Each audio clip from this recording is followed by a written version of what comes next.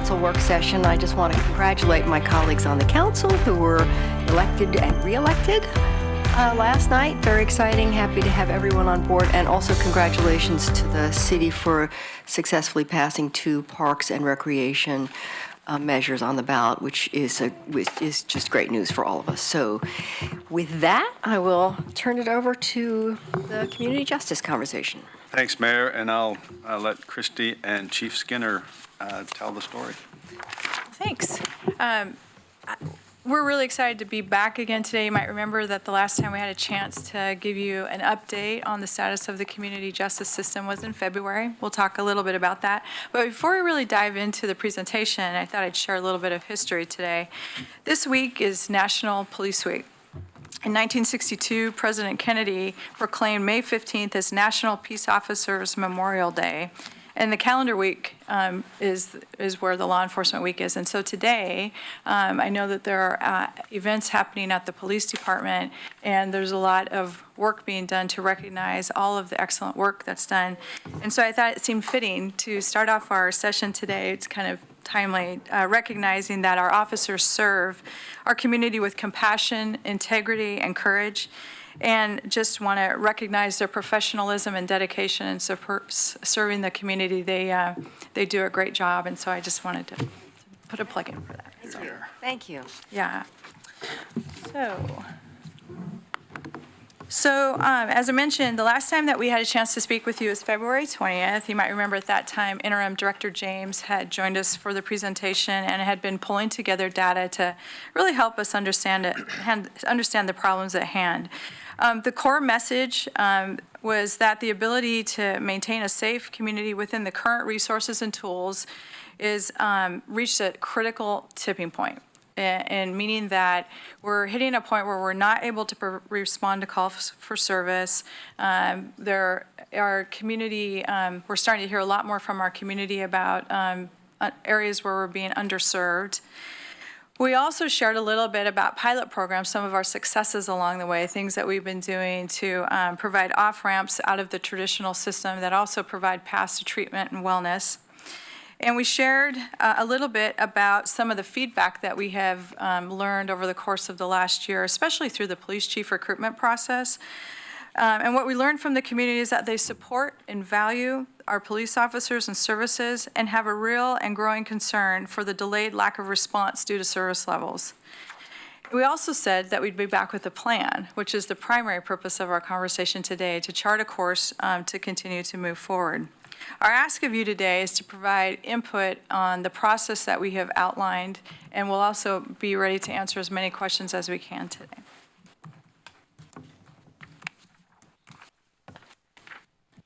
So we'll start with the big picture. You might remember this slide from last time, and I might be biased, I'll just own that up front, but I think Eugene is an amazing place to live.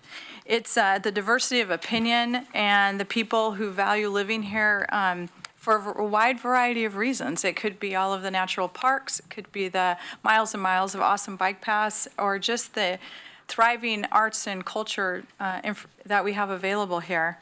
But whatever the why that brings people here, safety is a critical component of helping all areas thrive. And so when you think about all of the different components up there, one of the foundational pieces is public safety. And public safety, as we are the provider of that critical service, we are the right people to be addressing this problem, and the right time is now. So last time you heard this a few times over and over again, and we'll just reiterate.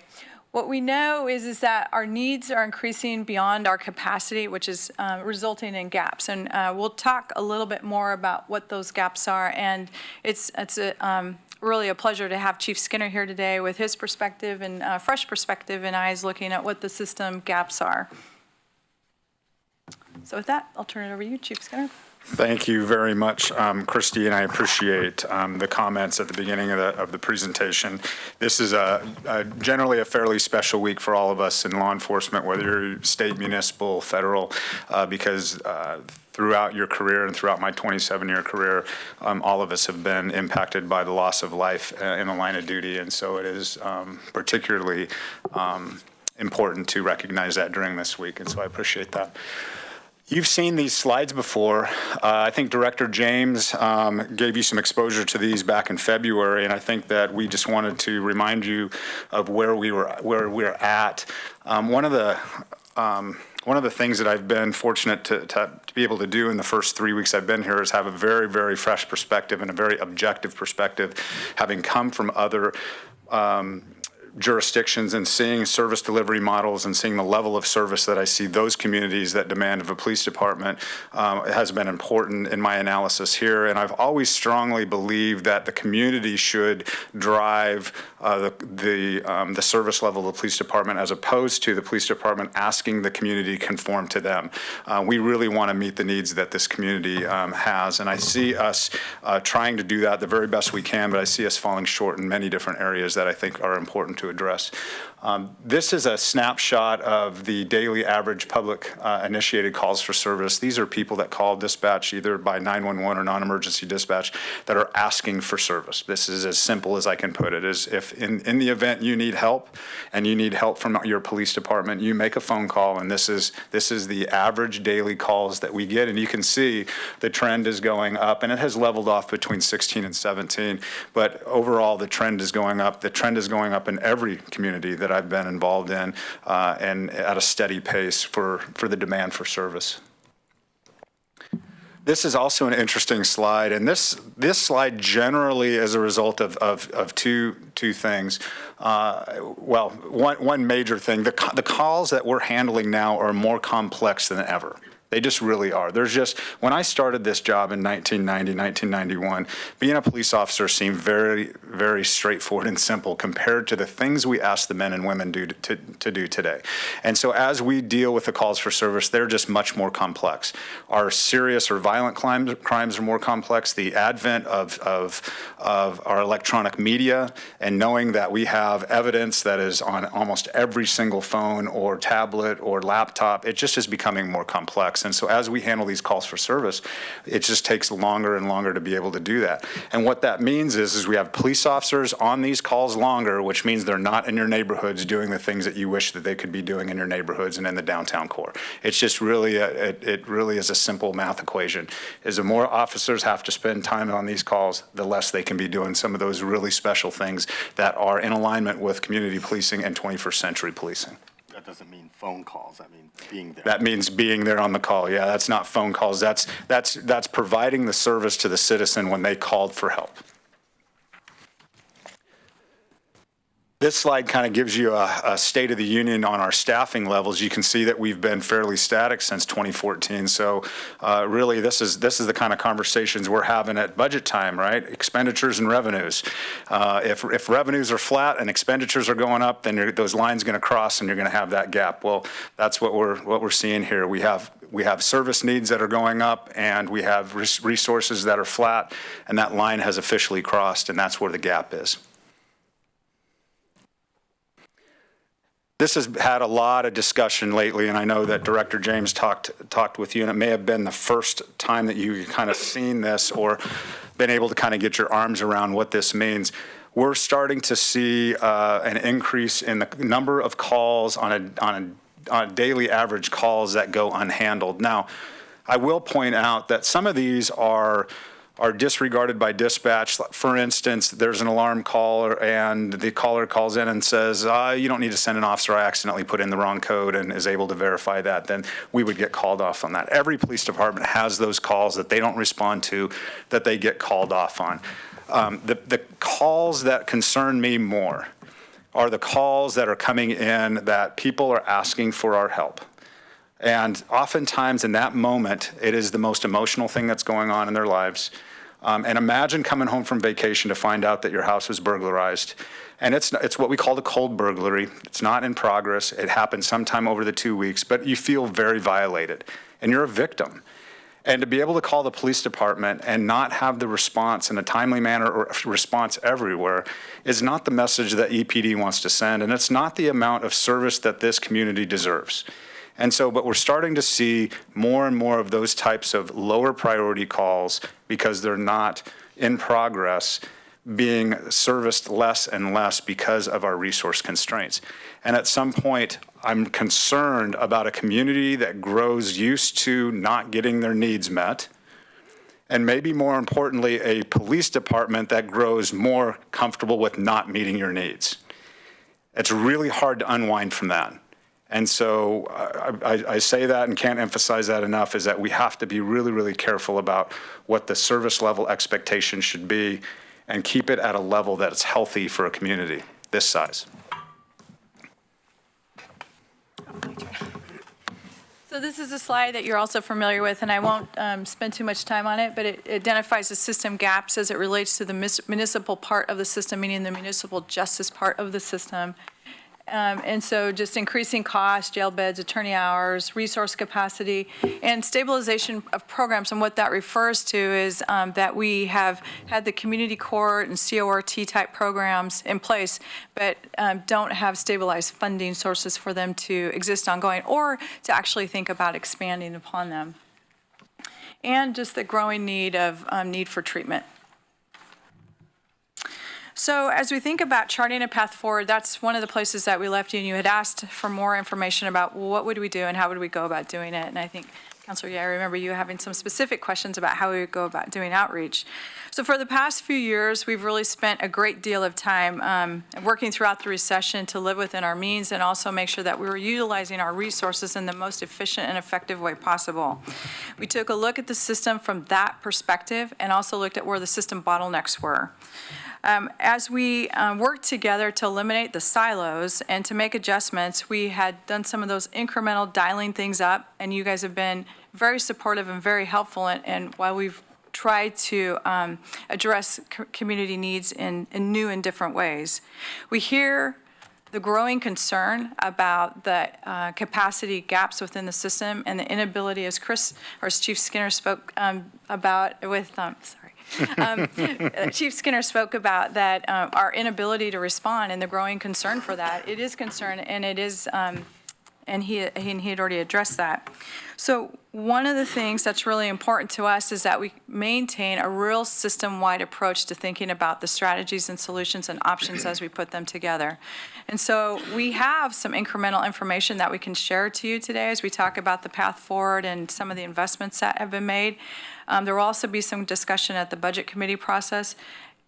But one of the things as you think about the path forward, what I really want to emphasize is our intent is to gather the best information that we possibly can, make sure that we're understanding the intended outcomes from a community perspective and from your perspective that we're trying to achieve as we look at fixing the system gaps so that we can make good choices moving forward. And our hope is that we continue to build trust and confidence that we're listening and that we're taking the right course of action as we move forward. So what we know today, and you might recall that we've had some discussion about this with you at your retreat and haven't had a chance to come back and fully debrief the retreat and the information on the 3 focus areas that you had identified, but public safety was one of those.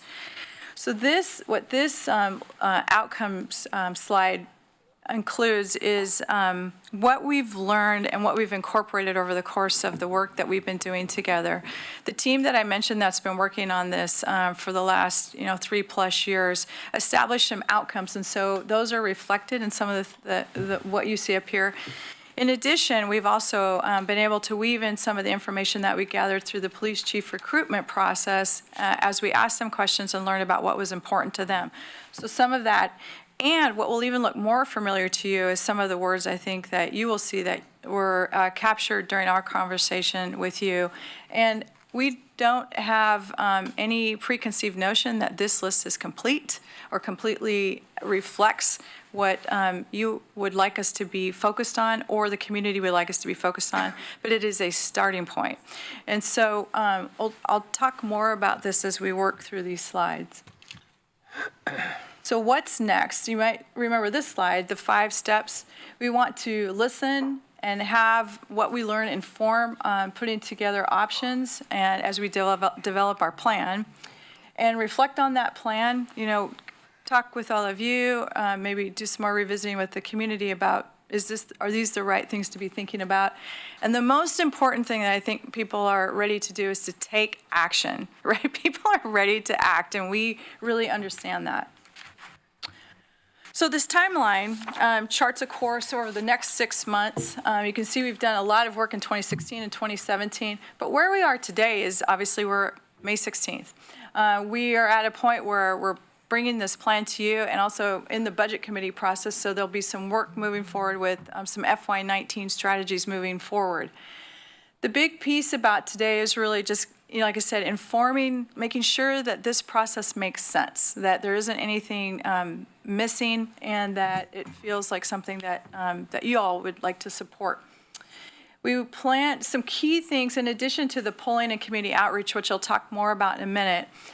We plan to come back to council again in July. The July date is important because we plan to move forward swiftly with gathering more input. We're, and again, I keep wanting to jump ahead to the next slide, but I'll talk a little bit more about what that looks like. Over the course of the summer, after we get the input, what we want to do is develop strategies and options to bring back to council in late September.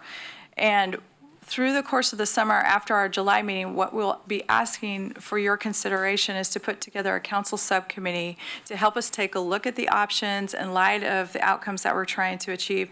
And also, we recognize there's going to be a price tag associated with filling those gaps, and maybe taking a look at what funding sources we may want to consider. The group wouldn't be asked to make a recommendation, but it would just help inform the discussion as we move forward.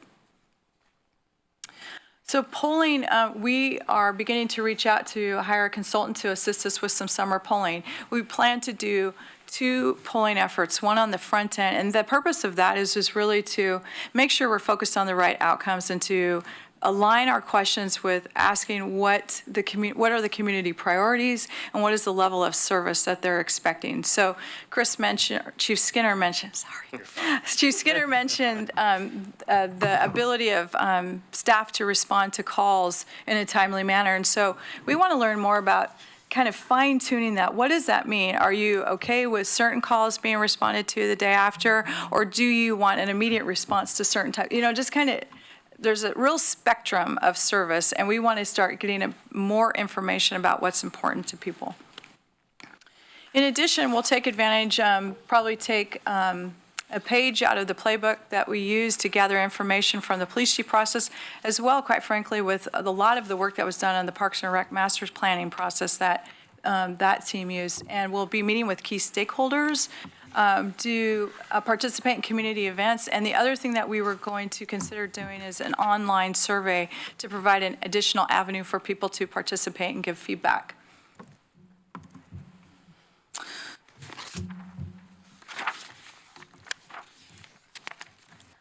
So the next piece is really just reminding you of some of the investments and enhancements that we've made. And one of the questions that we got asked the last time that we met with you is, can you give us a better sense about return on investment on some of these programs that you're doing? And what would it cost to continue some of them? What's the cost of a police officer? Like I said, we have a little bit of that incremental information. I will say we don't have the return on investment information, because that's a little bit more challenging sometimes to figure out. And so what I wanted to remind you is that the investments made to date total about $6.4 million. Those are with one-time and ongoing investments. The FY19 proposed budget includes $855,000 in one-time investments. We talked, the city manager shared a little bit about that during his presentation to the budget committee last week. And Chief Skinner and I will be going to the Budget Committee on the 23rd to talk a little bit more about that, so we weren't planning to go into any detail today. And then in addition to that, there's all of those items that are listed on the unfunded needs assessment list. And again, there will be a presentation about that tonight at the Budget Committee, so you'll get more information, and we'll be there to answer questions at that time. So we want to continue focusing on what the demands are and creating off-ramps and doing things in a different way. We've been pretty successful with many of the programs up here, but one of the things I think that we need to continue to keep an eye on is prevention-related early prevention-related activities, what is the long-term return on investment on the front end? So things like teen court can have a long-term gain in reducing crime within the community. We also wanted to make sure that we're staffed appropriately in support of homeless-related services. There's a strong nexus between public safety and homelessness and housing. One of the questions that I asked Judge Allen recently is, what would be the one thing that you feel that you need more of? And he quickly said housing, in addition to treatment and everything else. But housing is just, it seems to create a tipping point for people to move to a more successful and happy, healthy life. Another thing on this list is that we talk a lot about jail beds, but we also believe that we need to be considering alternatives to jail that might be secure residential housing with some wraparound services, and so we'll be doing some analysis on that as well. Chief Skinner? Thank you, and trust me, it's more important for me to be Chris than it is to be Chief Skinner, so I appreciate that. I thought your name was Chief Skinner. Yeah, I answer to a lot of stuff, that's true. Most of the discussion that we've had, at least I've had in the last little over 2 weeks, and even during the Chiefs process, as much as Christy talks about the advantages of going through a very comprehensive and robust process and the learning, it allowed me to learn a lot too as I prepared myself for the process. And so a lot of what I heard centered around staffing, and I don't think there's any question that staffing is a piece to this puzzle, but I don't want to leave out the point that when we're talking about staffing, we're not just talking about sworn police officers that do this work. We're talking about a system-wide approach, a 360-degree approach to staffing, and understanding the cause and effect relationship between activities that happen oftentimes generated by the police department, whether it be support staff or your 911 staff or any other members of the professional staff that we have. And so it would be our intent, if given the approval, it would be our intent to come and present investment packages that have staffing in that we think gets us to where we want to be. But I need to make sure that I don't, I'd be remiss if I didn't mention to you that staffing is just one piece of this. Efficiencies within the police department, I think, can be gained. And one of the things that I've noticed is looking at our processes and our workflows is that one way a police department has the ability to provide better services to be as efficient as they can be. And so we are not just relying on waiting for more staffing. We are being very, very introspective and looking at what efficiencies can we gain within the police department that help us use the available resources more effectively. What are we doing in recruiting and retention? How are we recruiting faster? How are we the first choice of the really good employees that we want to become part of our organization as opposed to losing them to someone else? Currently, I have 10 vacancies that I'm going to be filling through the summer, and we are on pace to have a record hiring year this year at about 18 this year. On average, we only are able and have only been able to hire 12 or 15. So the downstream effect of this is even if we ended up getting a huge influx of staffing, we need to have a measured and a measured approach to how we staff and train our people. And really look at the long-term effects of what we're trying to accomplish when it comes to that. You see up here the other staffing needs that we have, and so this isn't just about the police department, it's about the system. And I just wanted to make sure that you heard that from me with respect to oftentimes police departments can get a little bit myopic in their approach to how we solve a problem. And we recognize that this is a system-wide approach, and so we will have better staffing numbers. One statistic for you, though, that I think I'd leave you with is our data shows us that about 50% of the time an officer, 50% of the time an officer works a shift, they will incur overtime. We're averaging about 128 hours per officer per year. Interestingly enough, we're averaging 228 hours a year in our communication center with our dispatchers. We are working them to death. Both police officers and our 911 emergency communicators, we're working them to death. And so we have to be careful. Long-term impacts of burnout and retention can really have a negative impact on what we're trying to accomplish.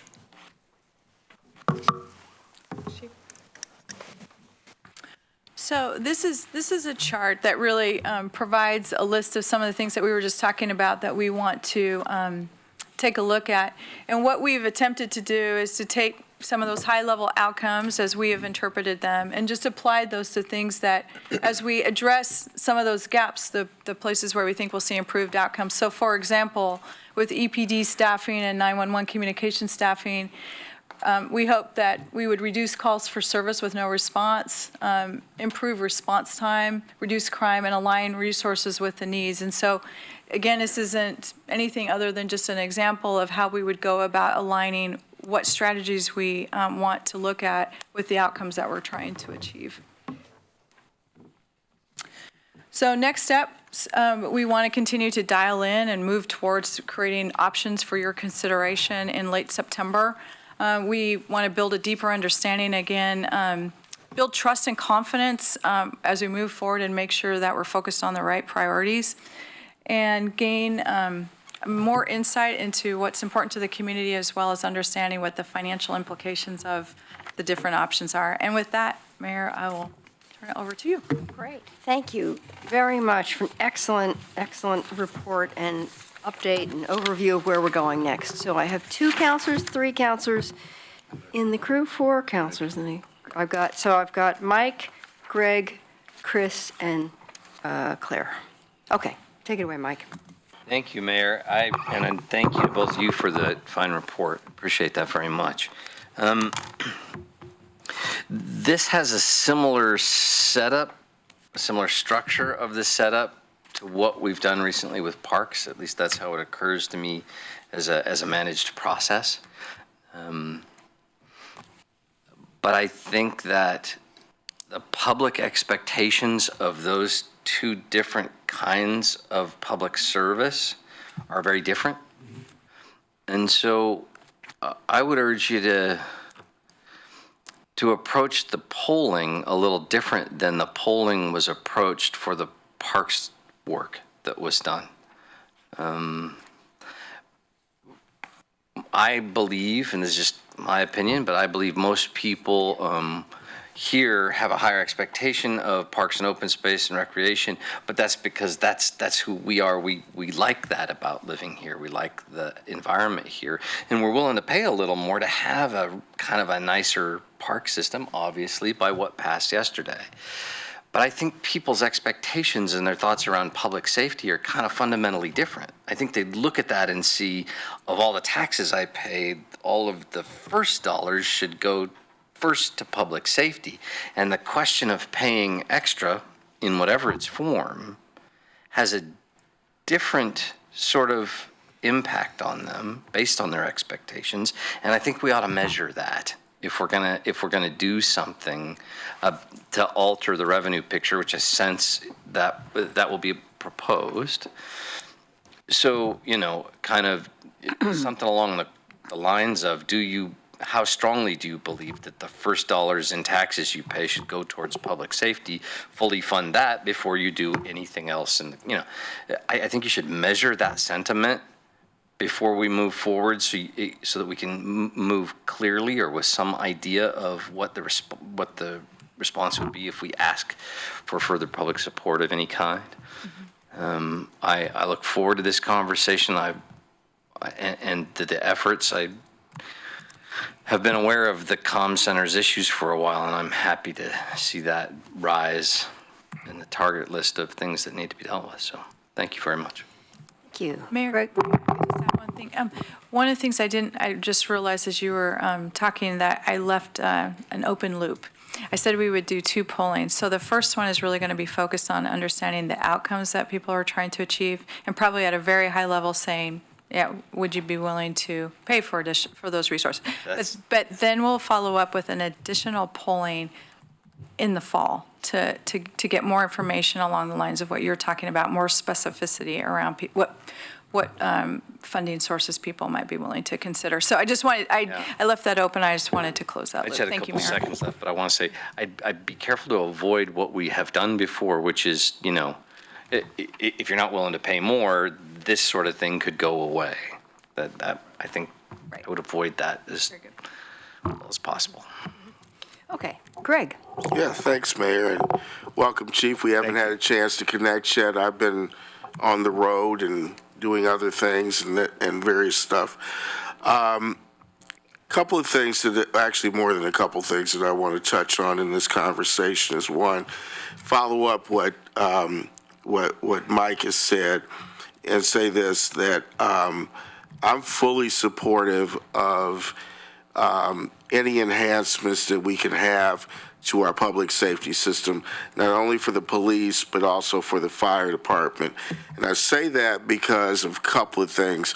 In the last 5 years, there's been a significant increase in criminal activity in parts of my ward, actually literally on my street, that included drug dealing, included violent crime, including, as a matter of fact, a murder, and also other types of activity in which the police have been called and contacted but have not had the capacity to respond in a timely fashion, and then also looking at responding to chronic issues that are in neighborhoods and communities. So if you have a drug house, for example, that the police respond to, but that drug house remains for months and months and even into years, and other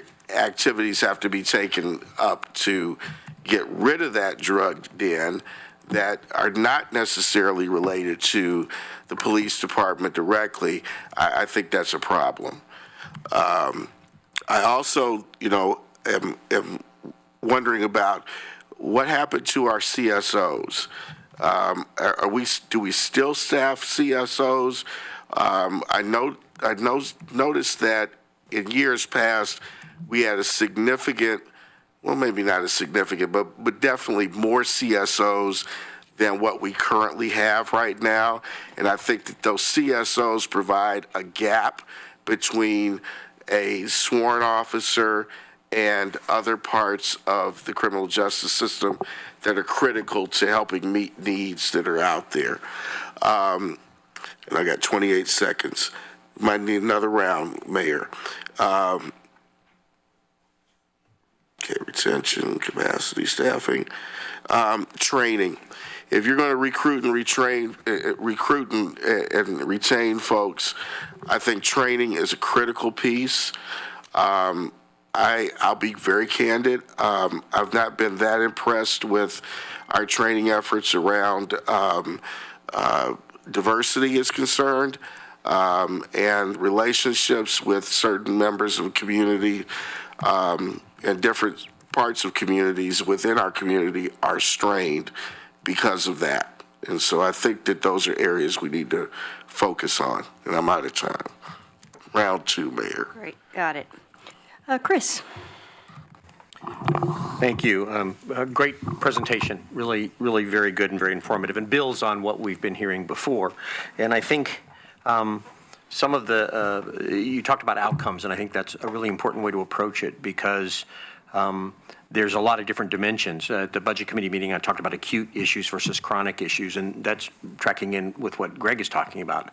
I think figuring out a strategy for some of our chronic issues that we have, I think, is a strategy that's maybe somewhat different than what we may have to do with some of our acute issues that we have right now. I also recognize that a combined strategy is what's really going to work. It's not just more guns and badges or more community courts or more this, but it's working in combination so that you create the balance of what's the best response to the best outcome. I'm very mindful of the slide that says we have had an increase in all of our needs and all of our requests, but staffing has stayed the same. I get that, and we need to absolutely do something about that. But I don't see that as the only solution, and I want to know exactly how much of that solution we need, because we do need it, but how much of that do we need in addition to other kinds of needs? Talking about community service officers, my sense is that many of the requests you're getting, many of the calls you're receiving are more at the nuisance level. There's something I don't like, somebody bumped my car, and I realize a burglary to the person who has it, and I've been burglarized, I know how that feels. But it still isn't a violent crime that's occurring right now. You said that yourself. But nevertheless, it's something that must be responded to, but it doesn't have to be responded to if it's already taken place with a badge and a gun. Can it be responded to in some other way? I think we need to really be more thoughtful and deliberate about dealing with those nuisance calls, because for many people in this community, their anger at the city centers around, I've got this problem, it's bugging the heck out of me, and nobody is helping me. And what does it take to respond to that? And I think that's a very important part of it. I want to know, and this is more of a budget committee question than anything else, what's going to be the impact on this year's budget versus next year's budget versus the budget after that? It would be nice to see what the continuity over the next 2 or 3 years needs to be. Both this year, dealing with the acute things, but also what are our solutions for the chronic problems overall. I think prevention, you're absolutely dead on. A crime that never occurs in the first place is the best crime to have. And what can we do? What can we implement that can prevent that crime from happening in the first place? The 80-20 rule, getting those 20% out of the way, means a lot of that repetition doesn't take place. And the last thing is, yes, we will need more resources, without a doubt. And so I think we need to have a very intentional and serious conversation about what kind of resources we're going to need to make this combined strategy work, because we can't just talk about it. I agree. Thank you. Claire? Thank you. Thank you for the update. Glad to see you here at the table, Chief. And I like the outline of the plan. I think it's a good way to take us through this conversation and get the information that we in the community needs in order to make good decisions about what we're going to do to sustain some of these programs and add capacity in our department. So I did have a question, which you might not have the answer to, but I think would be important as we think about this, some of this work, and that is the cost-benefit analysis with particularly our community court program. How does that work help reduce the burdens on the system in other places? How are we reducing our court docket? How are we reducing the amount of time, particularly downtown officers are spending on, lower level nuisance crimes so they can focus on more serious calls for service? So that's one question that I think I'm hoping that I know our court's young and we don't have a lot of data to look at, but whatever we are able to analyze would be very valuable. So I just returned actually from a conference sponsored by the Center for Court Innovation, which is, my understanding, the nonprofit we worked with to set up our court, and our Chief Judge Allen, our Associate Justice Judge Gill attended, as well as prosecuting attorneys, defense attorneys, our court staff, and a member of the city manager's office. And what I saw there, we are engaged in best practices, and in some ways all of the best practices that's been identified by the Center for Court Innovation in our community court. And so I think we should be very proud of our work. And definitely notice that we are hampered by lack of housing options for our participants, whereas other communities in some ways have huge public housing complexes that they put their courts in. But we have a top-notch team working down there, and the judges' enthusiasm for the program was great to see. And for me, it reaffirms our need to support our human services, because those are a key in giving folks alternatives and holding them accountable for participation in the court and not cycling them through the court system in our jails. And so I am eager for us to move through this process and start to identify ways we can bring some permanent funding to the community court, but not necessarily at the expense of other aspects of our law enforcement. So I think we need to do both. And I also believe it's a real priority to address the issues in our 911 call center. My understanding is those have been left unaddressed for a very long time. And I know there is a cost in there of the turnover and having to rehire and retrain. And that's very expensive and also not good for the current employees there. So thank you. Thank you. Alan? Yeah, actually, Mike and I have disagreed about how to build a budget for the city since we had lunch with City Manager Dennis Taylor at the Black Angus when we were councilors-elect. I don't personally believe we should build a budget first by completely funding public safety, and then everything else is on top of that. I because I believe public safety is a fundamental thing that we need to do. And it's one of the reasons people live in Eugene. It's one of many things about why people live here that Christy was talking about. It's a package of services, amenities, and outcomes is why people live in Eugene. For instance, parks and recreation, culture, sports, the U of O, libraries, utilities, the infrastructure that we provide, all of that contributes to why Eugene is a great place to live. And a city without any of those things, but a great, completely funded public safety system is not a city that I think most people would want to live in, because it would be void of all that other stuff. So they're all important in that mix that the things that we provide as a city. And it's a continual balancing act between the resources and the desires and the outcomes that we have. And the public safety system and community justice system fits in that mix as well. So I appreciate the increase in requests for services and requests for calls with no increase in staffing, but it's also true for the entire city. We have right now the lowest city employees per capita that we've had in probably 40 years. So let me say that again. We have fewer people per capita, number of people per capita working in the city than we have ever had in the last 40 years. So everybody's been doing more with the same or with less. And the community justice system is no exception to that. Having said that, I do believe this is one of the next important resource issues that we need to tackle because it has been languishing and we need to address it, along with homelessness and affordable housing and sustainability issues and the jobs issues that we need to keep moving forward on. So I like learning from past experiences, especially the successful recent road bond and the parks bond levy. I think there's some really important parts of that need to follow through in this as well, which is, I think one of the things that made those two things successful is promises made, promises kept, that accountability mechanism, the specificity of what people were buying with it, and then not only the citizen review committee, but also the audit of it. All those things make for those things being successful. That's why the road bonds went up each time we did it, because promises made, promises kept, and we could prove it. I think you need to bring that into this one as well. So I think the approach that you're doing is really solid, and I support it. So I'm eager to move forward on that timeline to have a more depth discussion. Thank you. Emily. Move that Kleenex, I can't see the clock. Thank you.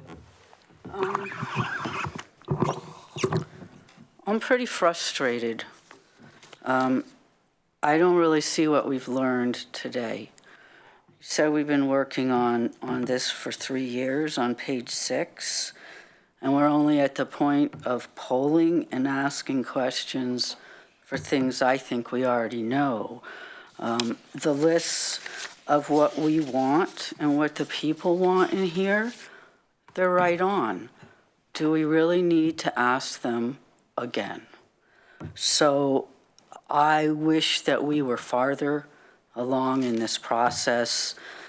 And yes, Eugene's a wonderful place to live for a lot of reasons, but to have static employment and public safety when crime and need is going up doesn't make any sense to me.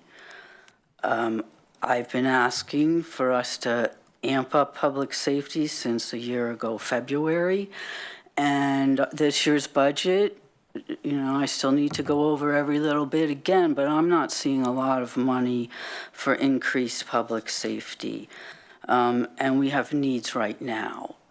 We're short 10 officers, and we're not getting our services covered. This is fundamentally wrong.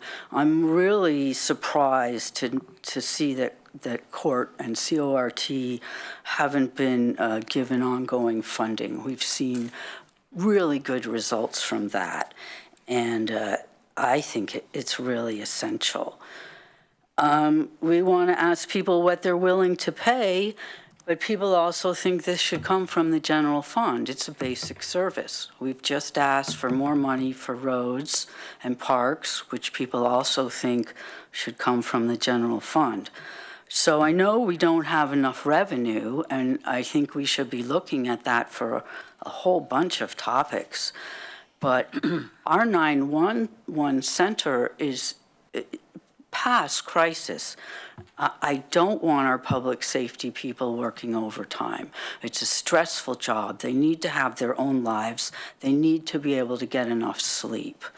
And I'm really worried that we're just not going to have the service we need, not because our employees don't want to give it, but because we don't have enough time. I'd like to know what the consultant costs and what exactly he or she will do.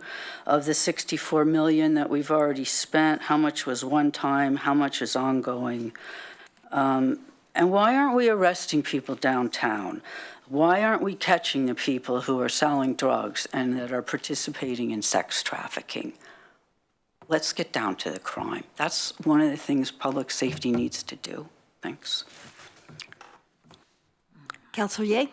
Thank you. I'm going to have to agree with Mike. There are a lot of great things about Eugene, but we all have priorities in our own budgets at home, and you don't pay for a vacation to Hawaii before you pay your mortgage. Those are the vacation to Hawaii you pay for with that extra funds you happen to find one day, or, just extra money you have that isn't going to other priorities. So I'm right with Mike on this one. You said there were 10 current vacancies. Are those sworn officers, or does that include the 911 center? So I've got 7 vacancies up at 911 and 10 sworn police officer vacancies. Councilor Evans, I'm happy to report that the one area of my organization that's fully staffed is the CSOs, and they are a huge piece of what an investment package would look at like, because I do think they address livability issues quite nicely, that we can focus sworn police officers on criminal behavior and investigative and things that need strong investigative skills, and the CSOs at different levels bridge that gap, and they're doing a fantastic job, and that's a big piece of who we are. So 10 sworn and 7 up at 911. How many CSOs do we have while we're on that? 5. 5. Thank you. So would you say that the reason that so many of the shifts are requiring overtime is because of those vacancies, or are there multiple reasons for that?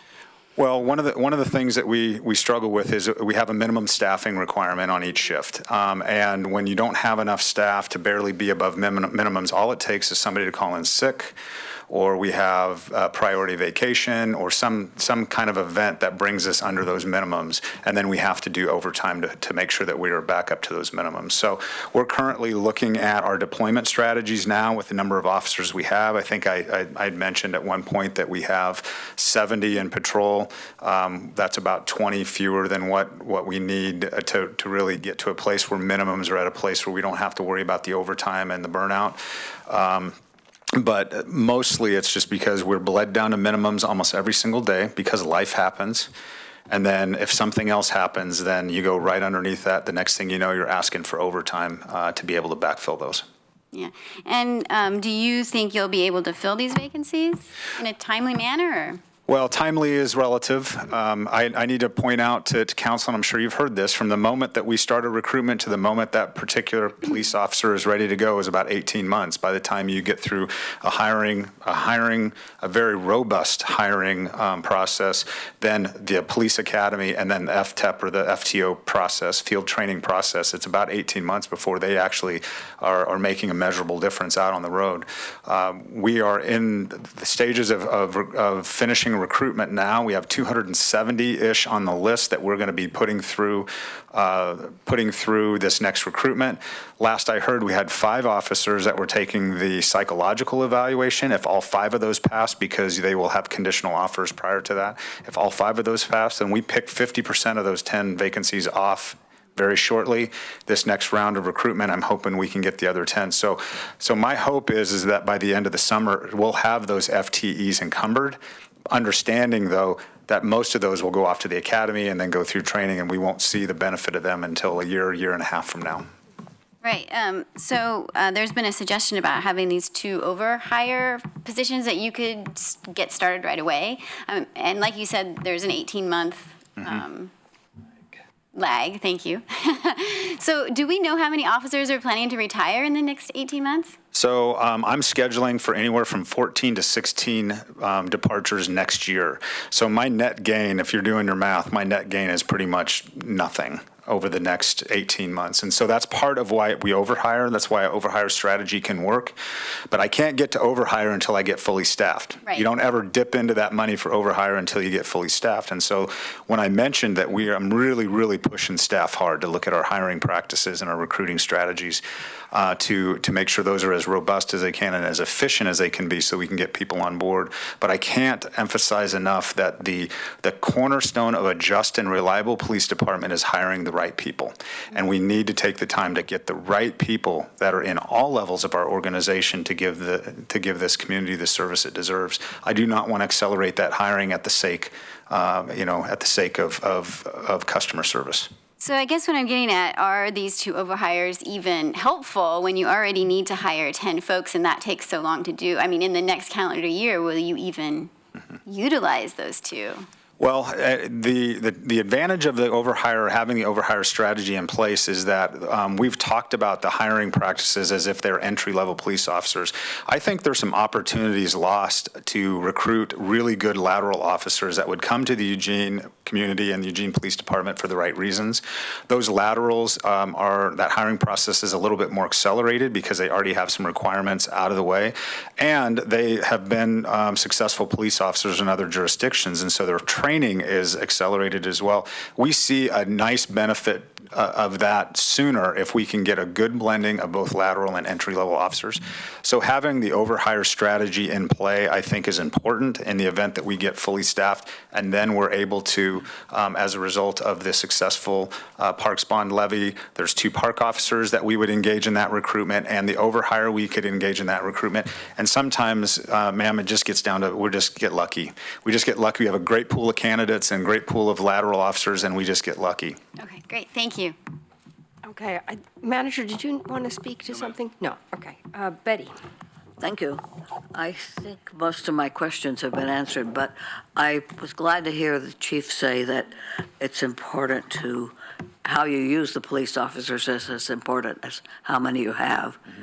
And also, you just said that in hiring the right people is important. We've seen reasons for that many times in the past, as you probably heard. And I was going to ask, but you answered it before I asked, if you about hiring people from other jurisdictions. I would think that would be if someone, I think a lot of people would like to live in Eugene. And if you hire someone who's already been successful as an officer some other place, that I was thinking that would, and I think using overtime is really bad for stressful jobs. And I know that 911 is really stressful for most people. And I think that overtime is just, Emily has her hand up, by the way, that overtime is just not a good thing there. As for paying for things, I don't like earmarks at all. I think that things should, we just got an interesting letter from a citizen an email, who asked why we don't pay for essential things out of the regular budget.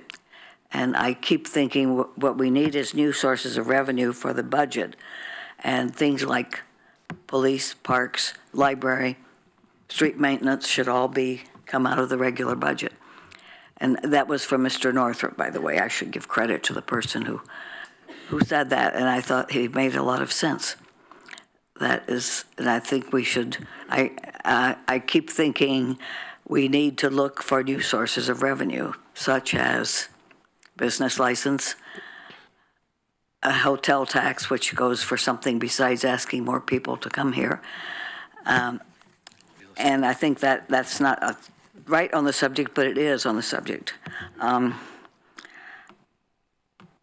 think recreation and culture are just as important as safety. I think they actually are contributing factors to public safety. And I wonder, when you talk about how you use the police, I wonder how much time is spent looking for potential crimes. Like, I mean, if people are smoking pot downtown. Is that really a danger? And is that something that police should be spending time investigating? So quickly, it is a question near and dear to my heart, and it's a question of obligated versus unobligated time. Our obligated time is time responding to calls for service, and I believe the other administrative duties that are generated out of handling those calls for service. The part that you're referring to, Counselor, is our unobligated time, where we have the time to be proactive and engaging in activities in our neighborhoods and downtown core, whether it be neighborhoods that are struggling with traffic enforcement issues or drug houses, or things that are more commonly referred to as livability types of situations.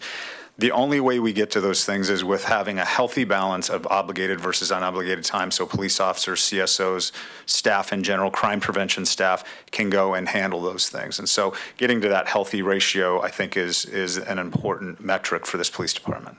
Okay, thank you. Okay, I just want to do a time check with everyone. We have just a little over half an hour. We have another topic. I have 4 counselors in the queue, so I am going to suggest a lightning round of a minute for each of you, and we will be coming back to have this conversation again, so we're not done. We'll be talking about a budget committee, so let's try and stay a little on time. So Greg, I have Greg, then Mike, then Chris, then Emily. 3 things real quickly. Coverage and visibility gaps. One of the things that has been an issue, and I know that Emily and I have talked about this and some other counselors have too, is about the issue of having, when people who are committing crimes in this community are aware of our visibility gaps and the gaps in coverage that we have in certain areas of town, they take advantage of it. I think that we need to close those gaps and find ways to do that efficiently.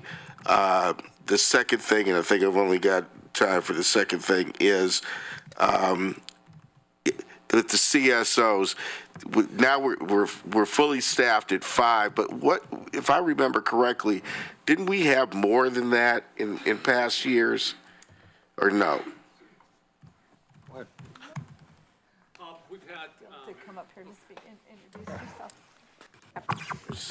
I'll bring up Captain Cam Carr to be able to answer some of the historical perspectives.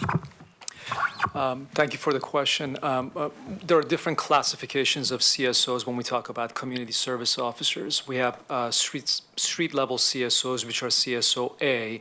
Those are the people that you see in uniform that respond to calls for service, such as traffic accidents, for example. They take some reports, desk calls, and what have you. We used to have 7 of those officers, community service officers. This year, out of sheer necessity and frankly desperation, we had no choice but to eliminate a couple of those positions and repurpose those positions to address other dire needs. So one of those CSOs ended up becoming our soon-to-be bailiff to handle jail arraignments. The other one is now an evidence tech over at Forensic Evidence Unit. The second, and we have other CSOs who are crime prevention specialists. Those are CSO Bs, and then CSO Cs are the station managers, such as the ones that are assigned to West University Station or downtown substation. They're more like program managers. So the number of CSOs, what we refer to as CSOs, are just a little bit higher than 5, the current 5 that we have. But the ones that I think you're referring to and the rest of the council is referring to are the ones that we refer to as street CSOs, CSOAs.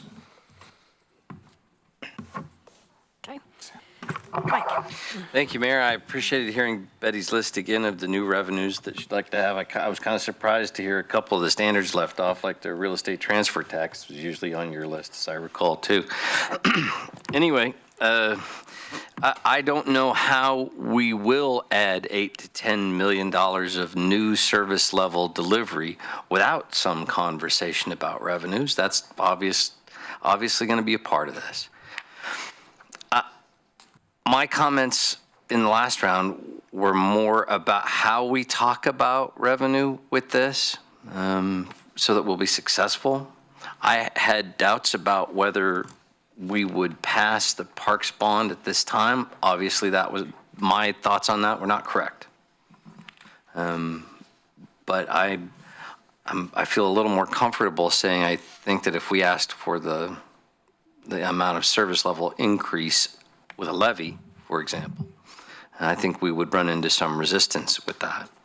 So I urge creativity, and not in the creation of new taxes, but maybe in the expansion of our tax base instead. Okay. Chris. Yeah, we keep talking around and around and around the issue of money. It's the 800-pound gorilla in the room. And we talk about it in terms of, do we need more revenue, or do we need to pay the mortgage instead of going to Hawaii? And I completely agree. We should be paying the mortgage instead of going to Hawaii. But the challenge is we can't bring ourselves to define what's mortgage and what's Hawaii. When we go to a goal-setting session and we can't bring ourselves to use the word priority, that indicates how difficult it is to talk about what should be funded and what should be considered secondary. So we need to figure out how to reframe that conversation. I think the Budget Committee does have a role in this. I think the budget does have a role in this. We need to start putting our money where our mouth is, but we're having a hard time finding out what that should be. The city manager brought us a budget that covers everything we told him was our priority. So he's done what he was asked to do, but if we need to rethink that, we need to have the courage to think about it in terms of what are those priorities. Thank you. And Emily?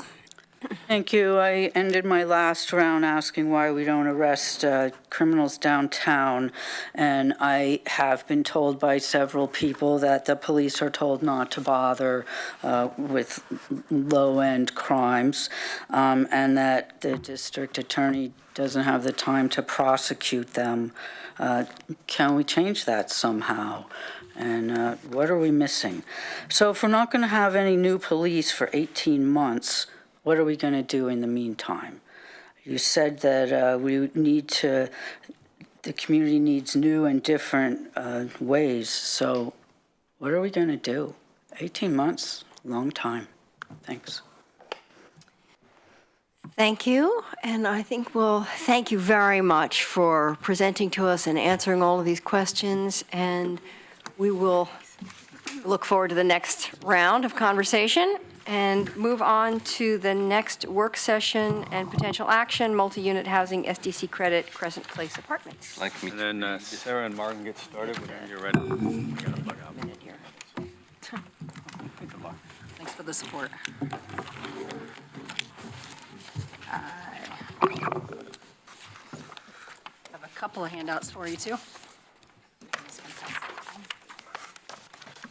which are just the slides. All right. Hi. I'm Sarah Maderi, Public Works Director, and I'm joined by Mark Schoening, and we're here to talk to you today about SDC credit application that we received that you ultimately need to agree with and approve for a couple of, for development in North Eugene. So I was struggling to think about the best way to introduce this, and I realized that the issue statement actually outlines it pretty well, so I don't normally like to just read that, but I'm going to do that today. And I'll just apologize in advance. I'm battling a chest cold, so I'm hoping that I get through this, and now that it's only 30 minutes, it'll probably be better. So in 2015, the City Council added a new neighborhood-specific system development charge credit option for multi-unit housing developments. To receive the credit, a developer must either construct, pay for, or contribute to the cost of an eligible capital project that mitigates impacts resulting from the multiple unit housing. In this case, through an application submitted by Northeast Neighbors, the developer has proposed to contribute to 2 capital projects in exchange for credits to its Park SDC and its Transportation SDC. Your approval is prerequisite for receiving the credit. So I'm going to talk to you just a little bit about the projects, and then you can have time to discuss and potentially approve. The SDC credit is neighborhood specific, so the neighborhood association can apply for something that happens within its boundaries. And I just wanted to point out, Mark, you gave me this great pointer. Thank you. We're talking about North Eugene Northeast neighbors, and the project is right here, which is, I'm going to just zoom in a little bit closer, I think. Sure you are. Next, can you just move it to the next slide? And then we'll just have that up there for the remainder of our conversation.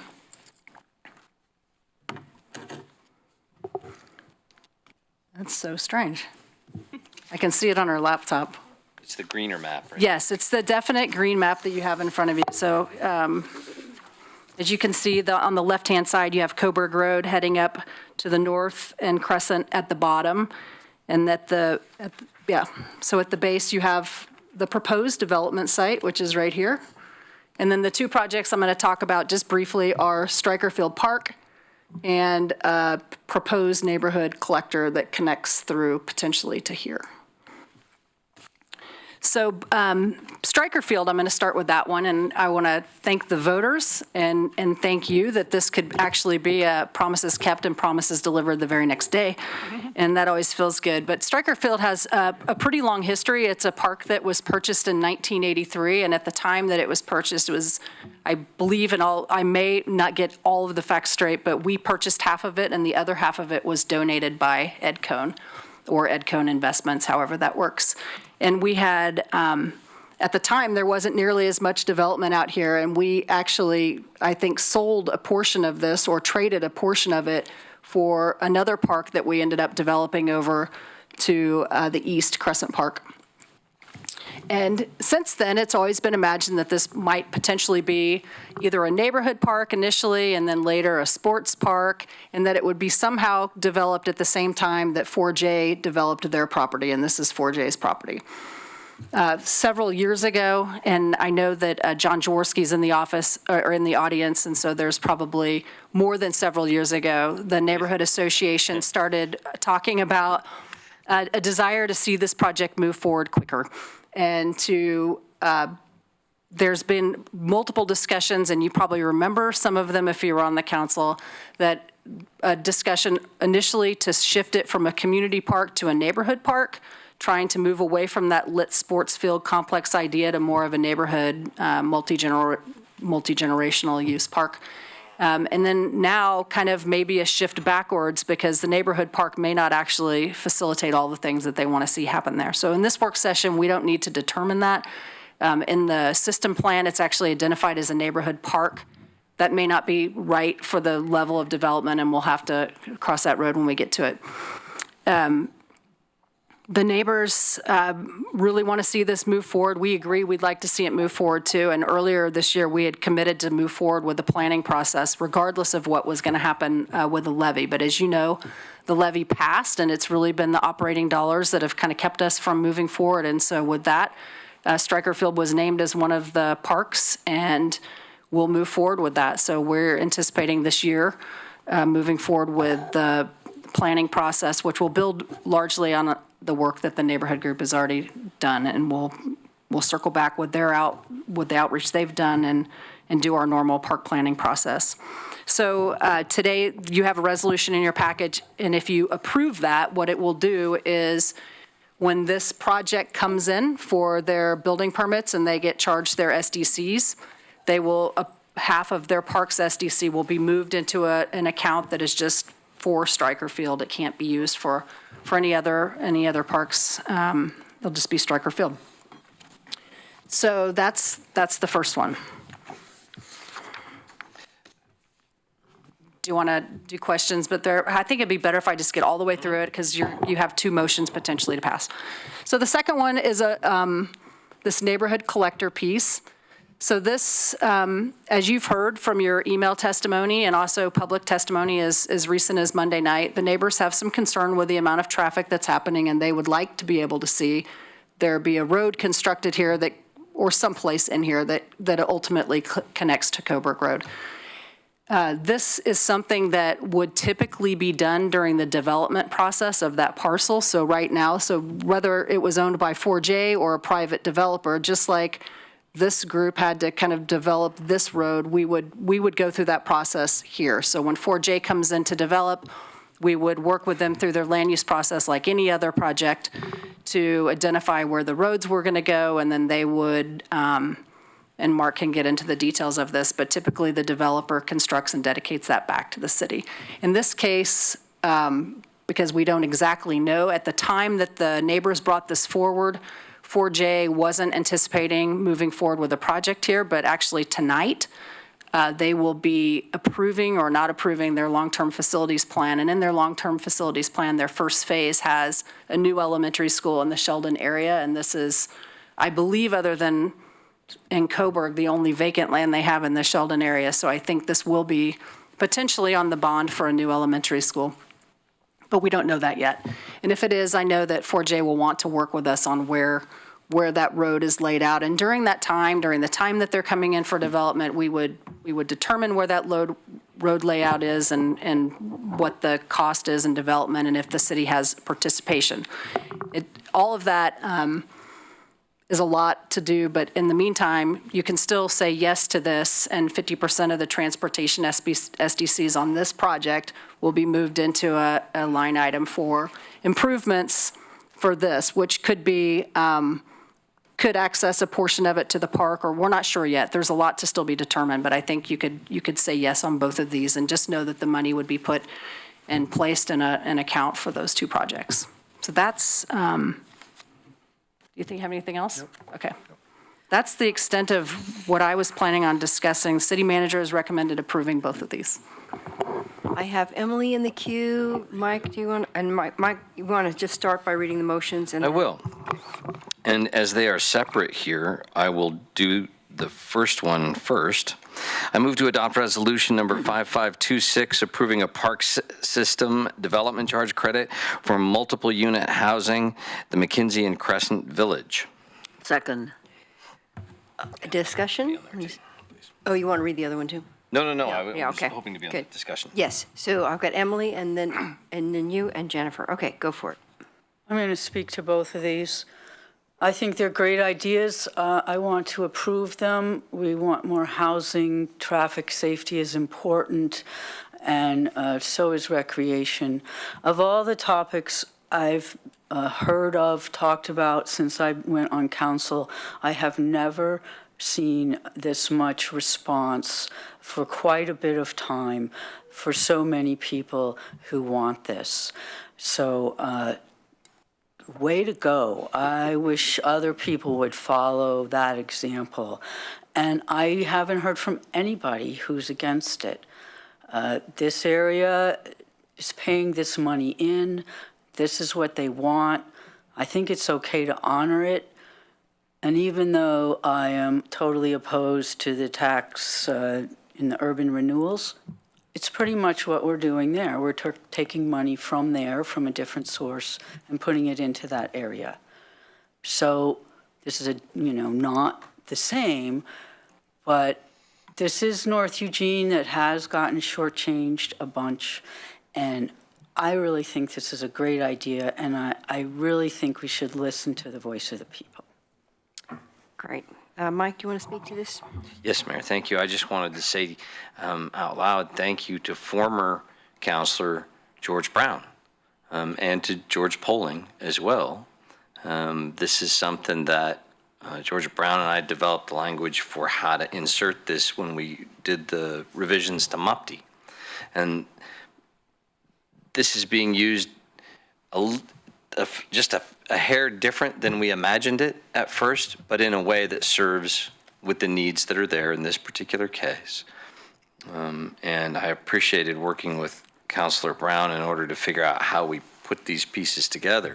And certainly with all of the work that the neighbors have done in this area, I think that's why we've heard so much, is because so many people in this area have worked so hard for so long, especially John and Teresa and Kevin and a couple of other folks in our neighborhood, Northeast Neighborhood Association.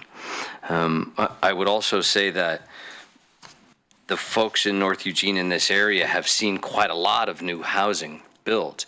And the idea of this was to allow for the impacts of new development to be mitigated at some proximate time to when the housing is built, rather than having to wait for years and years on the CIP to get done, especially when it's happening at an increased speed. So this is one of those cases where the system's if approved, the system will kind of work like it's supposed to, I'm hoping. Okay, Jennifer? Yeah, so I also want to thank the Neighborhood Association. I am relatively new to this process, as was Sarah, and I want to thank her for digging in. And I know it was a lot of catching up because it was for me, and I think you even did more work, so I really appreciate you being willing to spend the time to figure out what was going on and what the neighbors really needed and how to get there. I think this is a huge asset for this neighborhood, and I think I remember, Sarah, you said this is the longest undeveloped park that we have. So I think it's certainly it's time. And it's going to be, I've seen the plans that they're going to use as a starting point, and they're fabulous, and I'm sure we'll improve on those and get something fantastic for North Eugene. And the Northeast neighbors have a great, huge list of their next priorities. So I look forward to them mobilizing just as well for those as they did for this. So Great. Alan? So I think it's great too, and it would be a big help to get Stryker Field finally developed. My question's more about the general process about this, so other neighborhoods can take advantage of this as well. So my understanding is that if a multi-unit complex is built within any one of the 26 neighborhoods that we have, that portion of the SDCs for transportation parks and other things can be used for community improvements if the neighborhood association in that agrees to it. And the developer would then, instead of paying the SDCs, would build this new infrastructure. Is that the way this works?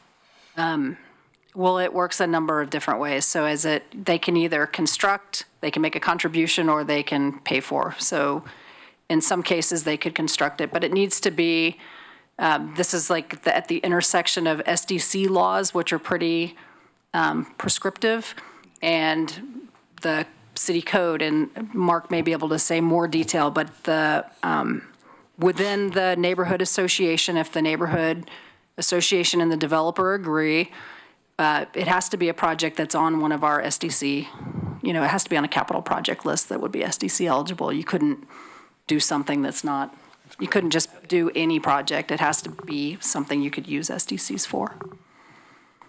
How does something get on the list for SDCs? We add it. Like say a parks? Yeah. We add it. Well, the park system plan, project list, the And that's TSP. just added by the council. Right. Right, it comes out of our master plans for each of our systems, and those projects are also split between what's adding capacity to serve new development and what is mitigating an existing impact. And so you can spend the improvement portion of the SDC on new capacity. You can spend the reimbursement component on any capital improvement that serves the system for which it was collected. So you can spend parks, SDCs on parks. Transportation system. On transportation, transportation. Right.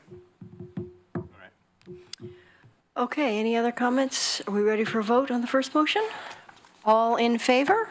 1, 2, 3, 4, 5, 6, 7, 8. Great, it passes. Thank you so much. The second one is, I move to adopt Resolution 5227, approving a transportation system development charge credit for multiple unit housing at the McKenzie and Crescent Village. Second. Okay, any comments, questions on this one? All right, we're ready for a vote. All in favor? 1, 2, 3, 4, 5, 6, 7, 8, and that passes as well. Thank you all very much, and we are actually adjourned 10 minutes early. Yeah.